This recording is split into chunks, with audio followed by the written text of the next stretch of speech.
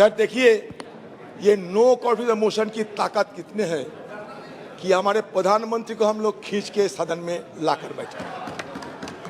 यही ताकत होते हैं संसदीय परंपरा की। हम ये नो कॉन्फिडेंस मोशन आने के लिए कोई सोचा भी नहीं था, लेकिन हम बार बार ये गुहार लगाते आए थे कि कम से कम हमारे देश की प्रधानमंत्री सदन में आए और मणिपुर की मुद्दे पे हम बोलने का पहले कुछ बोले। ये सिर्फ हमारा मांग थी और कुछ नहीं। हमारा मांग कोई बीजेपी नेता से नहीं, हमारी मांग थी हिंदुस्तान की प्रधानमंत्री से, जो लाजमी है क्योंकि हम भी ये सदन की मेंबर है। लेकिन पता नहीं प्रधानमंत्री जी क्यों इतना आड़े हुए थे कि सदन में ना आने की शपथ ले चुकी थी। तो इसी के चलते मजबूरन हमें भी ये संसदीय जो औजार इस्तेमाल करने की गुंजाइश है, ये संसदीय औजार को इस्तेमाल करते हुए हमें अविश्वास प्रस्ताव लाने पड़ी। ये अविश्वास लाने के पीछे सबसे बड़ा वजह है। सर, कल जब सदन में हम लोग चर्चा में भाग ले रहे थे तो सदन में एक गूंज उठी कि हमारे देश से भ्रष्टाचार, क्विट इंडिया, परिवारवाद, क्विट इंडिया वगैरह वगैरह, क्योंकि ये 9 अगस्त हमारे अगस्त क्रांति दिवस माना जाता सर। मैं इसके बारे में कुछ बोलना चाहते हैं। सर, भारत छोड़ो आंदोलन, जिसे अगस्त क्रांति के नाम से भी जाना जाता है, एक राष्ट्रव्यापी सविनय अवज्ञा आंदोलन था जिसका आह्वान 7 अगस्त 1942 को अखिल भारतीय कांग्रेस समिति के बॉम्बे सत्र द्वारा किया गया था।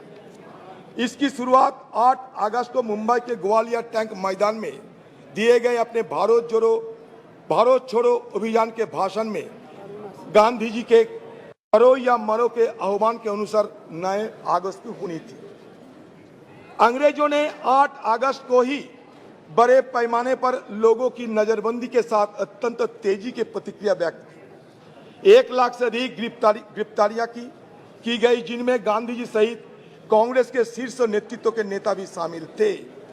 बड़े पैमाने पर जुर्माना लगाया गया और प्रदर्शनकारियों को सार्वजनिक रूप से मारा पीटा गया। हिंसा में सैकड़ों नागरिक मारे गए, जिनमें से अनेक पुलिस और सेना की गोली से मारे गए। सर, मैं ये कहना चाहता हूं इसलिए कि इसके पहले भी मैसूर में एक भयानक नरसंहार हुआ था, जहां हिंदू महासभा और आरएसएस की बेहद करीबी मैसूर के राजा की सशस्त्र सेना ने तिरंगे को सलामी देने के लिए 22 कांग्रेस कार्यकर्ताओं को गोली मारकर हत्या कर दी थी। 1942 में कानपुर में हिंदू महासभा शासकों के साथ सहयोग करने की रणनीति को निम्नलिखित शब्दों में रेखांकित किया गया था। हिंदू महासभा को मानना है कि समस्त व्यवहारिक राजनीति का प्रमुख सिद्धांत अंग्रेजों के साथ उत्तरदायी सहयोग की नीति है।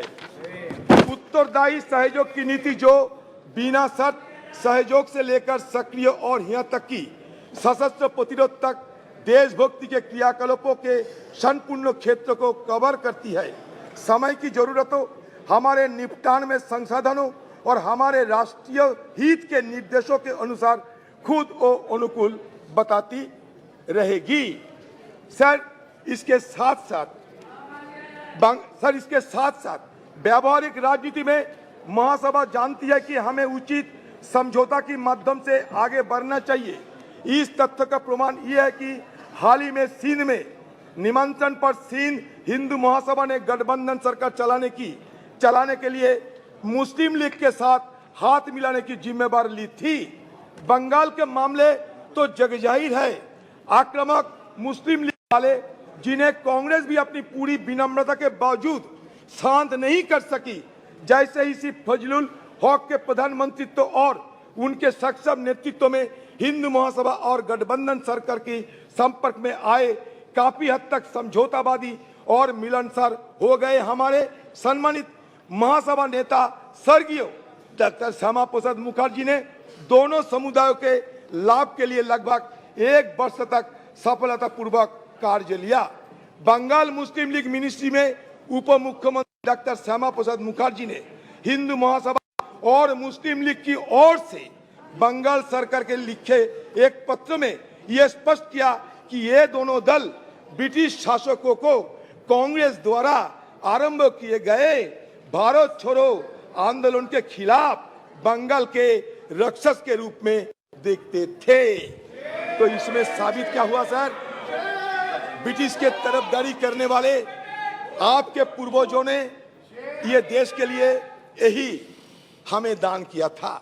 तो आप लोगों से इससे ज्यादा उम्मीद हमें नहीं थी कि जब क्रांति सब अगस्त क्रांति के दिन आप अगस्त क्रांति के दिन नारा लगाते हुए वो बात हटा दिए और नया नया नारा लगाते हुए लोगों को आपने गुमराह करने का कोशिश किया। हमारे बात साफ है, हमारा बात साफ है सर, क्विट इंडिया होना चाहिए, क्विट इंडिया होना चाहिए।